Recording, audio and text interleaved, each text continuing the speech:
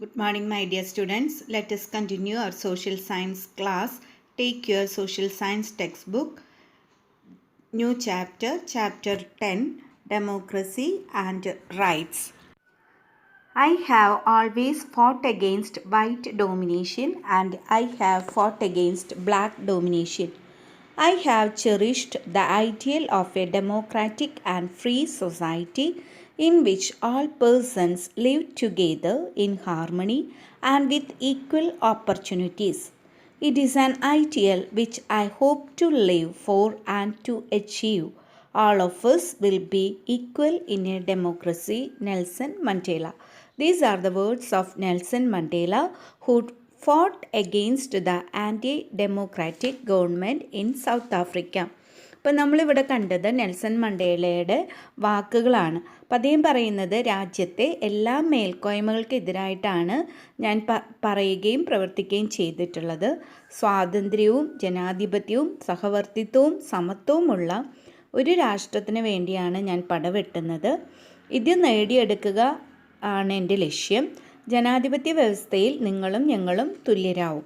ഇപ്പോൾ Nelson Mandela ഇത് ജനാധിപത്യേതര ഭരണകൂടത്തിനെതിരെ പറഞ്ഞ വാക്കുകളാണ്. അപ്പം അദ്ദേഹം ജനാധിപത്യ ഗവൺമെൻറ്റിന് വേണ്ടിയാണ് പട പൊരുതിയിരുന്നത്. എല്ലാവരും തുല്യരായി പരിഗണിക്കുന്ന ജനാധിപത്യ വ്യവസ്ഥയാണ് അദ്ദേഹം സ്വപ്നം കണ്ടത്. അപ്പം നമ്മൾ ജനാധിപത്യത്തെക്കുറിച്ച് മുൻ ക്ലാസ്സുകളിൽ പഠിച്ചിട്ടുണ്ട്. അപ്പോൾ ജനാധിപത്യ ഭരണക്രമത്തിന് വേണ്ടി ധാരാളം സമരങ്ങൾ നടന്നിട്ടുണ്ട്.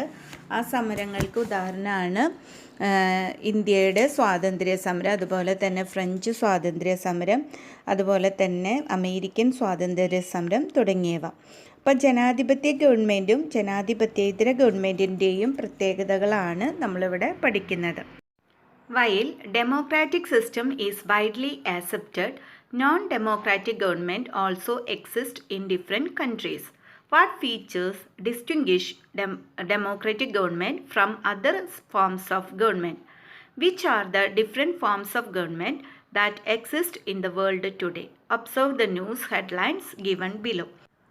അപ്പോൾ ഡെമോക്രാറ്റിക് സിസ്റ്റത്തിന് വലിയ സ്വീകാര്യത ലഭിക്കുമ്പോൾ തന്നെ വിവിധ രാജ്യങ്ങളിൽ നോൺ ഡെമോക്രാറ്റിക് ഗവൺമെൻറ്റുകൾ നിലനിൽക്കുന്നു. അപ്പോൾ എന്തൊക്കെ സവിശേഷതകളാണ് ഡെമോക്രാറ്റിക് ഗവൺമെൻറ്റിന് ഉള്ളത് എന്നാണ് നമ്മളിവിടെ നോക്കുന്നത്.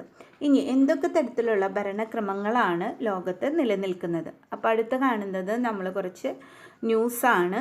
ആ ന്യൂസിലെ ഫസ്റ്റ് പറയുന്നത് king of arrives for 4-day visit. Niti Aayog will replace planning commission in India, Prime Minister. Strong protest by Democrats against military rule in Myanmar. Brunei Sultan will declare his successor today. അപ്പോൾ ആദ്യം പറയുന്നത് ഭൂട്ടാൻ രാജാവ് 4 ദിവസത്തെ സന്ദർശനത്തിന് ഇന്ന് തലസ്ഥാനത്തെത്തും. രണ്ടാമത്തത് ഇന്ത്യയിൽ ആസൂത്രണ കമ്മീഷന് പകരം സംവിധാനം നീതി ആയോഗ് പ്രധാനമന്ത്രി. പിന്നെ മ്യാൻമറിൽ പട്ടാള ഭരണകൂടത്തിനെതിരെ ജനാധിപത്യവാദികൾ ശക്തമായ പ്രക്ഷോഭണത്തിന് ഒരുങ്ങുന്നു. ബ്രുണൈ സുൽത്താൻ തൻ്റെ പിൻഗാമിയെ ഇന്ന് പ്രഖ്യാപിക്കും. അപ്പോൾ ഇതിൽ വിവിധ രാജ്യങ്ങളിൽ നിലനിൽക്കുന്ന ഗവൺമെൻറ്റുകളെയാണ് നമുക്ക് മനസ്സിലാക്കാനായിട്ട് സാധിക്കുന്നത്. അപ്പോൾ നെക്സ്റ്റ് പേജിൽ ആ രാജ്യങ്ങളും അവരുടെ ഗവൺമെൻറ്റിൻ്റെ രൂപമാണ് കൊടുത്തിട്ടുള്ളത്. ഫസ്റ്റ് ഭൂട്ടാൻ കോൺസ്റ്റിറ്റ്യൂഷണൽ മൊണാർക്കി, അതായത് ഭരണഘടനാപരമായ രാജവാഴ്ച.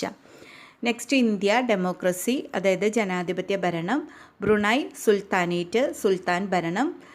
മ്യാൻമറിൽ മിലിറ്ററി ഭരണം, അതായത് പട്ടാള ഭരണം. What are the differences among the forms of government listed above? The King of Bhutan and the Sultan of Brunei inherited power. These are examples of non-democratic forms of government. Military government is also a form of non-democratic government. A non-democratic government is formed by an individual or group of individuals who establish power and rule the country according to their own interest. അപ്പം നമ്മൾ മേൽ സൂചിപ്പിച്ച ഗവൺമെൻറ്റുകൾ തമ്മിലുള്ള വ്യത്യാസങ്ങൾ എന്തെല്ലാമാണ്? അപ്പോൾ ഭൂട്ടാൻ രാജാവും ബ്രുണൈ സുൽത്താനും പിന്തുടർച്ചാടിസ്ഥാനത്തിൽ അധികാരത്തിൽ വരുന്നു. ഇവ നോൺ ഡെമോക്രാറ്റിക് ഗവൺമെൻറ്റുകൾക്ക് ഉദാഹരണമാണ്. പിന്നെ പട്ടാള ഭരണവും നോൺ ഡെമോക്രാറ്റിക് ഗവൺമെൻറ്റിൽ തന്നെയാണ് ഉൾപ്പെടുന്നത്. അപ്പോൾ ഒരു വ്യക്തിയോ ഒന്നിലധികം വ്യക്തികളോ സ്വന്തം ഇഷ്ടാനുസരണം നടത്തുന്ന ഭരണക്രമമാണ് നോൺ ഡെമോക്രാറ്റിക് ഭരണഘടന. അപ്പോൾ നമുക്കറിയാം നോൺ ഡെമോക്രാറ്റിക് ഗവൺമെൻറ് എന്ന് പറഞ്ഞു കഴിഞ്ഞാൽ അർത്ഥം ഉദ്ദേശിക്കുന്നത് ഒരു വ്യക്തിയോ ഒന്നിലധികം വ്യക്തികളോ സ്വന്തം ഇഷ്ടാനുസരണം നടത്തുന്ന ഒരു ഭരണക്രമമാണ്. ഇന്ത്യയിൽ ജനാധിപത്യ ഭരണക്രമമാണ് ഉള്ളത്. ജനപ്രതിനിധികൾ നടത്തുന്ന ഭരണക്രമത്തെ ജനാധിപത്യ ഗവൺമെൻറ് എന്നാണ് പറയുന്നത്. അതായത് India has a democratic form of government. A government formed by the representatives of the people is called a democratic government. അപ്പോൾ അത് അണ്ടർലൈൻ ചെയ്യുക. A government formed by the representatives of the people is called a democratic government. അതായത് ജനപ്രതിനിധികളിൽ നിന്ന് തിരഞ്ഞെടുത്ത് government form ചെയ്യുകയാണെങ്കിൽ അതിന് പറയുന്ന പേരാണ് ഡെമോക്രാറ്റിക് ഗവൺമെൻറ്. ഇനി നമ്മൾ കണ്ടുപിടിക്കുന്നത് features of democratic government and non democratic government. First point, government formed by the representatives elected by the people.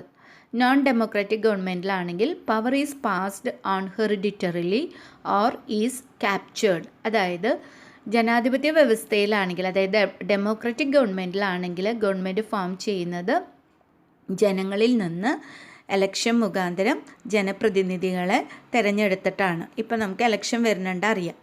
അപ്പോൾ നോൺ ഡെമോക്രാറ്റിക് ഗവൺമെൻറ്റിലാണെങ്കിൽ അധികാരം കിട്ടുന്നത് പരമ്പരാഗതമായോ അല്ലെങ്കിൽ പിടിച്ചടക്കുകയോ ആണോ ചെയ്യുന്നത്. രണ്ടാമത്തെ point, freedom of speech and rights of the people are legally ensured. Democratic ഗവൺമെൻറ്റിൽ ജനങ്ങൾക്ക് അഭിപ്രായ സ്വാതന്ത്ര്യവും അതുപോലെ തന്നെ അവകാശങ്ങളും നിയമപരമായി ഉറപ്പുവരുത്തുന്നു. നോൺ ഡെമോക്രാറ്റിക് ഗവൺമെൻറ്റിൽ freedom of speech and rights of the people are limited. ജനങ്ങൾക്ക് അഭിപ്രായ സ്വാതന്ത്ര്യവും അവകാശങ്ങളും പരിമിതമാണ്. പിന്നെ ഡെമോക്രാറ്റിക് ഗവൺമെൻറ്റിൽ rulers are subject to law. അതായത് ഭരണാധികാരികളും നിയമത്തിന് വിധേയരായി പ്രവർത്തിക്കുന്നു. നോൺ ഡെമോക്രാറ്റിക് ഗവൺമെൻറ്റിൽ ruler is superior to law because the law is decided by him. അതായത് ഭരണാധികാരി നിയമത്തിന് അതീതനാണ്, കാരണം നിയമം തീരുമാനിക്കുന്നത് അവരാണ്. അപ്പോൾ അതാണ് വ്യത്യാസങ്ങൾ. അപ്പോൾ ഡെമോക്രാറ്റിക് ഗവൺമെൻറ്റും നോൺ ഡെമോക്രാറ്റിക് ഗവൺമെൻറ്റും തമ്മിലുള്ള വ്യത്യാസങ്ങളാണ് നമ്മൾ നോക്കിയത്. Next, merits of democratic government. First point, respects the opinion of the people. അതായത് ജനാഭിലാഷം മാനിക്കുന്നു. Second point, protects the freedom of individuals.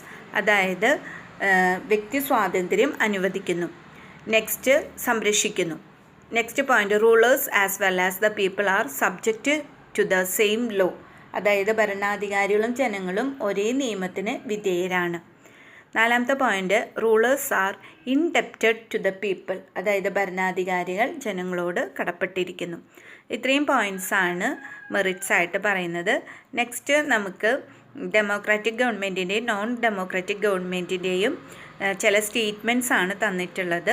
അത് ഡെമോക്രാറ്റിക് ഗവൺമെൻറ് ആണെങ്കിൽ ടിക്ക് മാർക്ക് കൊടുക്കണം, നോൺ ഡെമോക്രാറ്റിക് ഗവൺമെൻറ് ആണെങ്കിൽ ഇൻറ്റു മാർക്ക് കൊടുക്കണം. First point, elections are held periodically, tick കൊടുക്കുക, അത് ഡെമോക്രാറ്റിക് ഗവൺമെൻറ് ആണ്. പവർ പാസ്ഡ് ഓൺ ഹെറിഡിറ്ററിലി, അതെന്താണ്, പരമ്പരാഗതമായിട്ട് അധികാരം കൈമാറ്റം ചെയ്യുന്നു, അത് നോൺ ഡെമോക്രാറ്റിക് ഗവൺമെൻറ് ആണ്, ഇൻറ്റു മാർക്ക് കൊടുക്കുക. റൂൾ ഓഫ് പീപ്പിൾസ് റെപ്രസെൻറ്റേറ്റീവ്സ്, അതായത് ജനപ്രതിനിധികൾ ഭരിക്കുന്നു, ടിക്ക് മാർക്ക് കൊടുക്കുക. Rule of king or Sultan or military chief, into mark കൊടുക്കുക. ഇൻഡിവിജ്വൽ ഫ്രീഡം പ്രിവെയിൽസ്, അതായത് വ്യക്തി സ്വാതന്ത്ര്യം നിലനിൽക്കുന്നു, ടിക്ക് മാർക്ക് കൊടുക്കുക. കൺട്രോൾ ഓവർ കോർട്ട്സ്, കോടതികളുടെ നിയന്ത്രണം, അത് ഇൻറ്റു മാർക്ക് കൊടുക്കുക. റെസ്പെക്ട്സ് പബ്ലിക് ഒപ്പീനിയൻ, ജനങ്ങളുടെ അഭിപ്രായം മാനിക്കുന്നു, ടിക്ക് മാർക്ക് കൊടുക്കുക. അപ്പോൾ നമ്മൾ ഡെമോക്രാറ്റിക് ഗവൺമെൻറ്റിൻ്റെയും നോൺ ഡെമോക്രാറ്റിക് ഗവൺമെൻറ്റിൻ്റെയും ഫീച്ചേഴ്സാണ് നമ്മൾ പഠിച്ചത്. ഇനി നമ്മൾ പഠിക്കുന്നത് റൈറ്റ്സ് ആണ്, അവകാശങ്ങളാണ്. ഡെമോക്രാറ്റിക് ഗവൺമെൻറ് കൊടുക്കുന്ന അവകാശങ്ങൾ എന്തൊക്കെയാണ്? ഫസ്റ്റ്, റൈറ്റ് ടു ലീവ്, ജീവിക്കാനുള്ള അവകാശം. Second one, right to education, വിദ്യാഭ്യാസത്തിനുള്ള അവകാശം. Third one, freedom of speech, അതായത് സംസാരിക്കാനുള്ള അവകാശം, അതായത് അഭിപ്രായ സ്വാതന്ത്ര്യം. നാലാമത്തെ പോയിന്റ്, ഫ്രീഡം ഓഫ് അസോസിയേഷൻ, അതായത് സംഘടനാ സ്വാതന്ത്ര്യം. ഇത്രയും കാര്യങ്ങളാണ് നമുക്ക് നൽകുന്ന. ഇതിനേക്കാൾ കൂടുതൽ അവകാശങ്ങളുണ്ട്, നമുക്കത് കാണാം. നെക്സ്റ്റ് ഒരു ബ്ലോഗാണ്. These are the words of 16-year-old Palestinian girl doomed to live in a war-torn country since her birth. War was shattered all dreams and hopes of Farah Becker. There are a lot of people like Farah living in this world who do not know what peace, freedom, and rights mean. What do rights mean? Rights are those conditions to be ensured by the state and the society for better life and opportunities for its citizens to develop their talents and potential.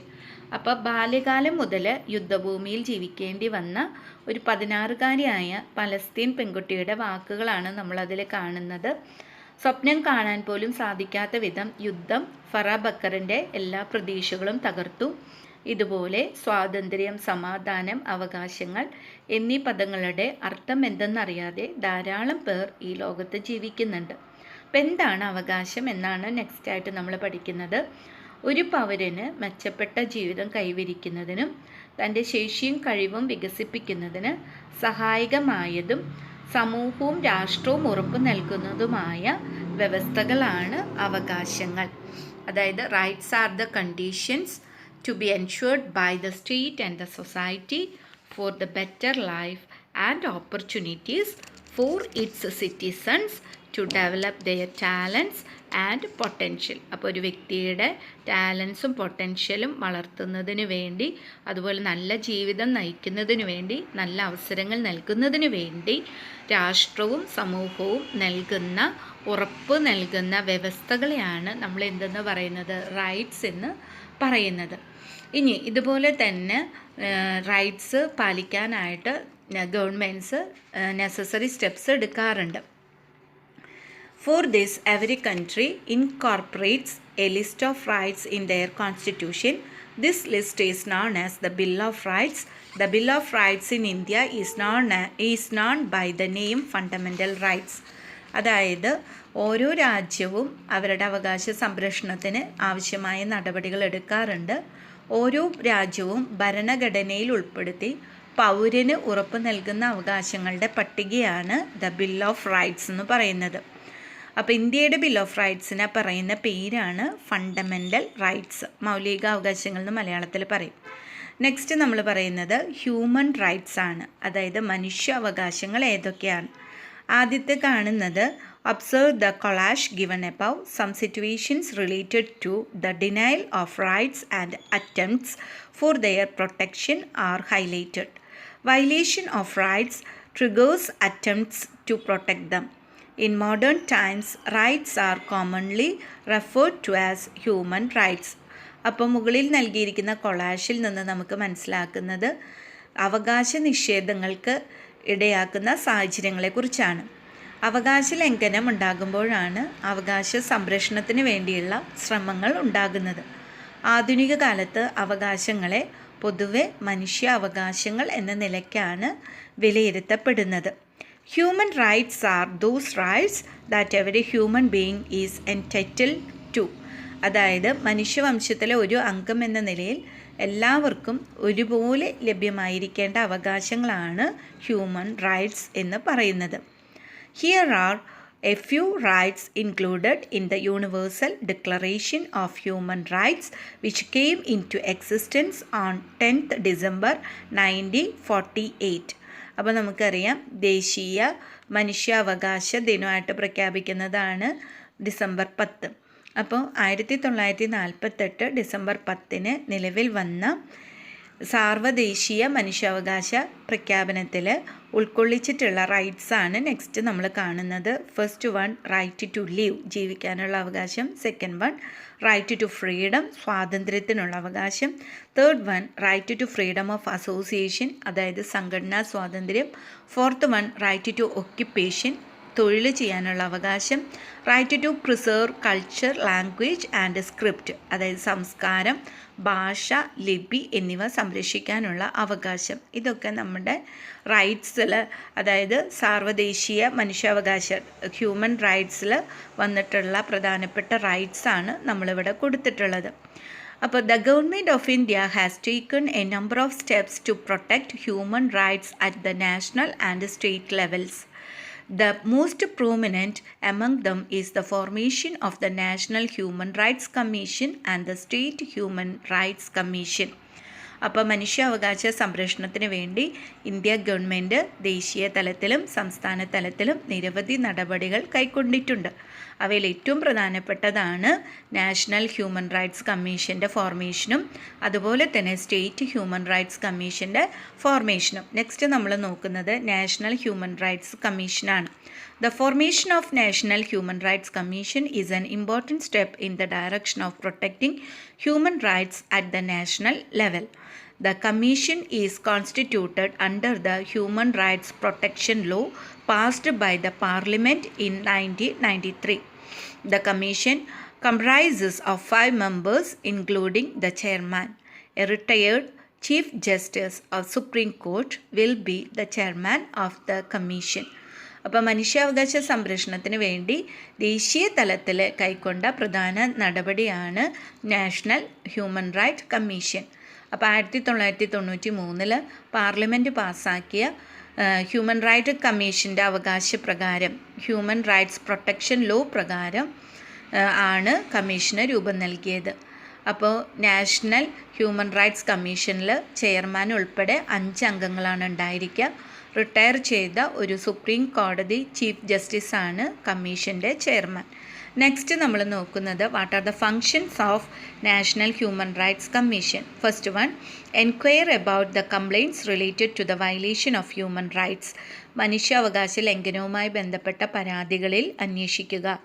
Second point, visit jail to study the life situations of the inmates and make recommendations. ജയിലുകളും മറ്റും സന്ദർശിച്ച് അന്തേവാസികളുടെ ജീവിത സൗകര്യം പഠിച്ച് ശുപാർശകൾ നൽകുക. Give necessary instructions for the protection of human rights. മനുഷ്യാവകാശ സംരക്ഷണത്തിന് ഫലപ്രദമായ നിർദ്ദേശങ്ങൾ നൽകുക. Promote voluntary organisations that work for human rights. മനുഷ്യാവകാശ രംഗത്ത് പ്രവർത്തിക്കുന്ന സന്നദ്ധ സംഘടനകളെ പരിപോഷിപ്പിക്കുക. These are the functions of national human rights commission. Next, state human rights commission. State human rights commission are constituted in all the states. The Kerala State Human Rights Commission came into being in 1998. It consists of a chairman and 2 members. The functions of the State Human Rights Commission is same within the state as that of National Human Rights Commission at the national level. In instances of violation of human rights, one can approach the Human Rights Commission. അതായത് എല്ലാ സംസ്ഥാനങ്ങളിലും സംസ്ഥാന മനുഷ്യാവകാശ കമ്മീഷനുകൾക്ക് രൂപം നൽകിയിട്ടുണ്ട്. 1998 കേരള സംസ്ഥാന മനുഷ്യാവകാശ commission നിലവിൽ വന്നത്. ഒരു ചെയർമാനും 2 അംഗങ്ങളും അടങ്ങിയതാണ് സംസ്ഥാന മനുഷ്യാവകാശ കമ്മീഷൻ. അപ്പോൾ ദേശീയ മനുഷ്യാവകാശ കമ്മീഷനിൽ നിക്ഷിപ്തമായിരിക്കുന്ന ചുമതലകൾ തന്നെയാണ് സംസ്ഥാന മനുഷ്യാവകാശ കമ്മീഷനും ഉള്ളത്. മനുഷ്യാവകാശങ്ങൾ നിഷേധിക്കപ്പെട്ടാൽ മനുഷ്യാവകാശ കമ്മീഷനെ നമുക്ക് സമീപിക്കാവുന്നതാണ്. Next, child rights. A few rights of children are given about. നിങ്ങൾ ആ ചിത്രത്തിൽ നോക്കുക, അതിൽ റൈറ്റ്സ്, കുട്ടികളുടെ റൈറ്റ്സ് കാണാനായിട്ട് സാധിക്കും. The physical and mental States of childhood make the children eligible for special care and consideration. Hans the protection of the rights of children is very important. അപ്പം ബാല്യത്തിൻ്റെ ശാരീരികവും മാനസികവുമായ അവസ്ഥ കുട്ടികളെ സവിശേഷ പരിഗണന അർഹിക്കുന്നവരാക്കുന്നു. അതിനാൽ കുട്ടികളുടെ സംരക്ഷണം വളരെ പ്രാധാന്യം അർഹിക്കുന്നതാണ്. Right to education is an important right of children. The right to education act of 2009 passed by the Indian Parliament highlights this. It ensures free and compulsory education to children in the age group of 6 to 14. Favorable learning environment and basic facilities are the right of the children. അതായത് വിദ്യാഭ്യാസം കുട്ടികളുടെ ഏറ്റവും പ്രധാനപ്പെട്ട അവകാശമാണ്. 2009 parliament പാസ്സാക്കിയ വിദ്യാഭ്യാസ അവകാശ നിയമം ഇത് എടുത്തു പറയുന്നുണ്ട്. 6 മുതൽ 14 വയസ്സ് വരെയുള്ള കുട്ടികൾക്ക് സൗജന്യവും നിർബന്ധിതവുമായ വിദ്യാഭ്യാസമാണ് ഇത് ഉറപ്പാക്കുന്നത്. പഠനാനുകൂല അന്തരീക്ഷവും അടിസ്ഥാന സൗകര്യങ്ങളും ഒക്കെ കുട്ടികളുടെ അവകാശമാണ്. നെക്സ്റ്റ് റൈറ്റ്സ് ആണ് നമ്മൾ കൊടുക്കുന്നത്. Right to survival, protection and development, right to protection and care against all kinds of mental and physical torture. അതായത് അതിജീവനത്തിനും സംരക്ഷണത്തിനും പൂർണ്ണ വികാസത്തിനുമുള്ള അവകാശമുണ്ട്. മാനസികവും ശാരീരികവുമായ പീഡനങ്ങളിൽ നിന്ന് സംരക്ഷണത്തിനും പരിചരണത്തിനുമുള്ള അവകാശമുണ്ട്. Despite all these rights of children, they are subjected to various exploitations. Several actions have been taken at the national and state level for the protection of the rights of children. The most important among them is the formation of the National Child Rights Commission and the state level commissions.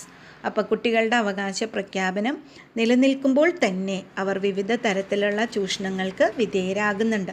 കുട്ടികളുടെ അവകാശങ്ങൾ സംരക്ഷിക്കുന്നതിന് ദേശീയ തലത്തിലും അതുപോലെ തന്നെ സംസ്ഥാന തലത്തിലും ധാരാളം നടപടികൾ കൈക്കൊണ്ടിട്ടുണ്ട്. ഇതിൽ ഏറ്റവും പ്രധാനപ്പെട്ടതാണ് ദേശീയ ബാലാവകാശ കമ്മീഷനും അതുപോലെ തന്നെ സംസ്ഥാന ബാലാവകാശ കമ്മീഷനുകളും.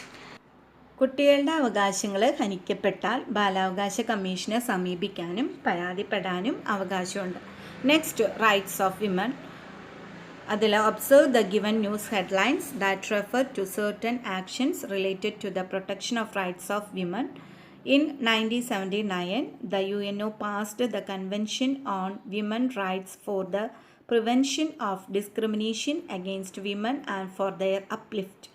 What are the special rights of women? Examine the chart. അപ്പോൾ മുകളിൽ കൊടുത്ത വാർത്തകളിൽ സ്ത്രീകളുടെ അവകാശ സംരക്ഷണവുമായി ബന്ധപ്പെട്ട ചില നടപടികളാണ് സൂചിപ്പിക്കുന്നത്.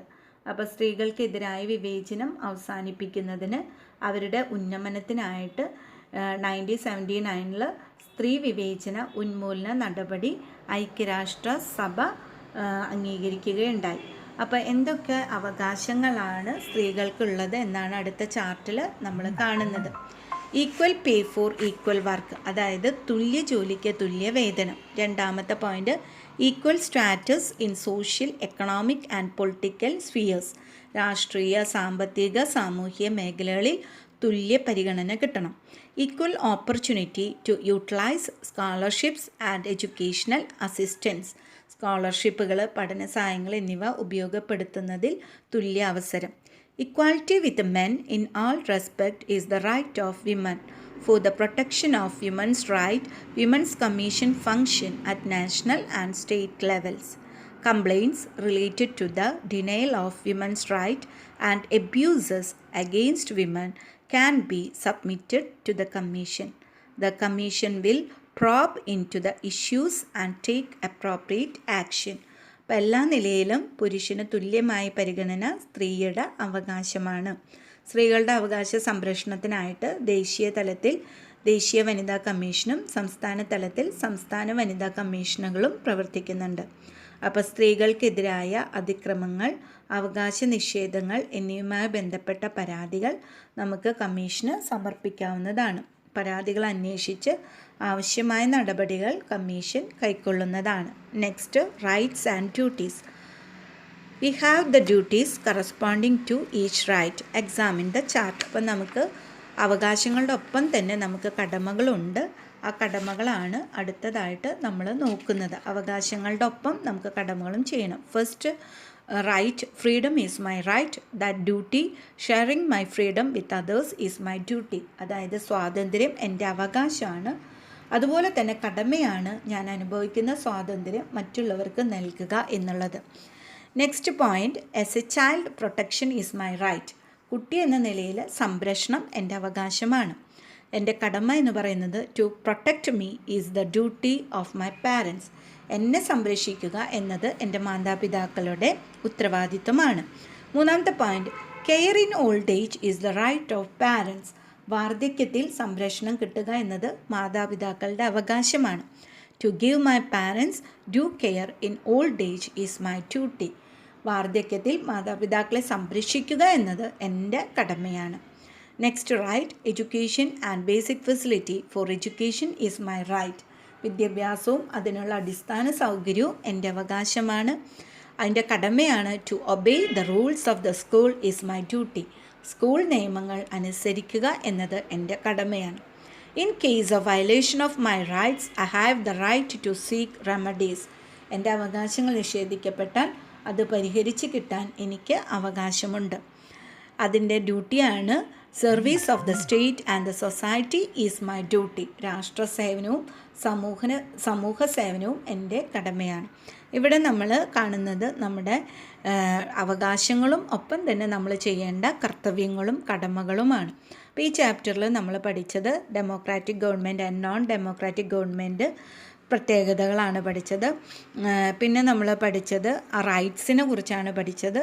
അതിൽ റൈറ്റ്സ് ഏതൊക്കെ തരത്തിലുള്ള റൈറ്റ്സ് ഉണ്ട്, ചൈൽഡ് റൈറ്റ്സ്, വിമൻ റൈറ്റ്സ്, നമ്മുടെ ഹ്യൂമൻ റൈറ്റ്സ് കുറിച്ചാണ് നമ്മൾ പഠിച്ചത്. ഒപ്പം തന്നെ നമ്മൾ പിന്നെ പഠിച്ചത് റൈറ്റ്സിൻ്റെ ഒപ്പം തന്നെ നമുക്ക് ഡ്യൂട്ടീസ് ഉണ്ട്. ആ ഡ്യൂട്ടീസിനെ കുറിച്ചാണ് നമ്മൾ പഠിച്ചത്. അപ്പോൾ നന്നായി തന്നെ ഈ ചാപ്റ്റർ നിങ്ങൾ വായിക്കുക. അതുപോലെ തന്നെ ക്വസ്റ്റ്യൻസ് ടീച്ചർ തരുന്നത് പഠിക്കുകയും ചെയ്യുക. Okay, thank you. Have A nice day.